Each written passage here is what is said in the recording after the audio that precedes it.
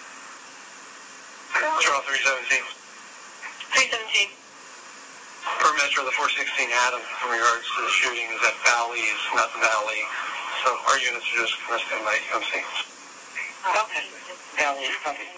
So you can see there was some confusion. Was it Valley at Valley Hospital or at Bally's? It was at Bally's Casino, not Valley Hospital. So there was, I think that truly was some confusion, but then the North Las Vegas officer does correct it. No, it's never corrected, as far as I can tell, on the All Area Command channel, which I'm sure was fine with them, because why would they want more traffic going over that channel in regards to somebody that's saying that he was involved in this and is related to Stephen Paddock, basically. They don't say names, and I never said that I had anything that said any names. But as soon as I saw this, that was exactly what I thought of, because it's saying family shooter related. Now, the other thing, too, that you need to take note of is when they reference the 416A. And a 416A is a juvenile disturbance. So I'm wondering if this Scott Paddock is not a juvenile. And per Nevada state law, I kind of looked it up, they consider 18 and under to be a juvenile. So is it Scott Paddock? I don't know, because then I found today on another PDF file, and I don't know if I found something today on a PDF, one of the other PDFs. It's a long story, but I would be remiss if I didn't mention it, that says, you know, it documents that there's somebody, you know, security has somebody at Bally's Casino that's related to the shooting, and then sometime later within that report, because that's kind of like a timeline report, and I will do a quick video sometime today. I have to get out in the sun. But then it says the person at Bally's was not related. But that report wasn't done until like October 6th or 7th. I mean, I'm sorry.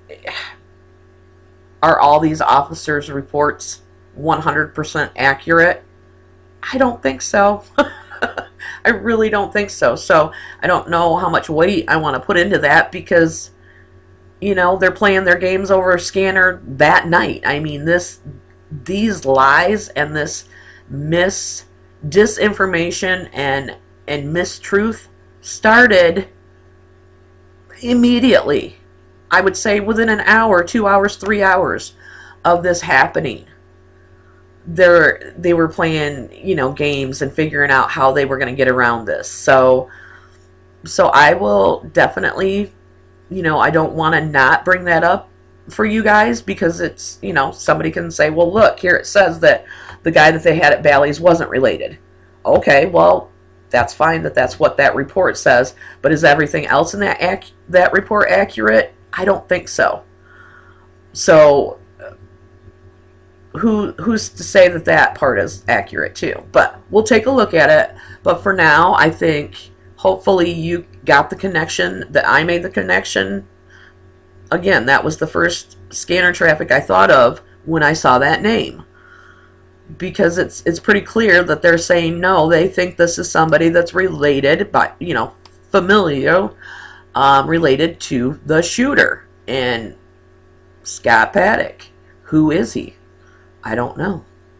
I tried to do I just did some quick research, and I really couldn't find too much, but I didn't put a whole heck of a lot of time into it anyway, because that's what I'm short on these days. So I hope you like this video, and comment, share, subscribe, and stay tuned, because I think there's going to be another Paddock Part 3, because I do want to show you that report where it's, you know, the actual call to Bally's is stated, and then some while later, you know, there's another entry that says no, it wasn't related. Again, take that for what it's worth. So I hope everybody's having a great Memorial Day weekend, and like I said, I am going to go catch some rays and do some yard work and all that good stuff. Thanks so much.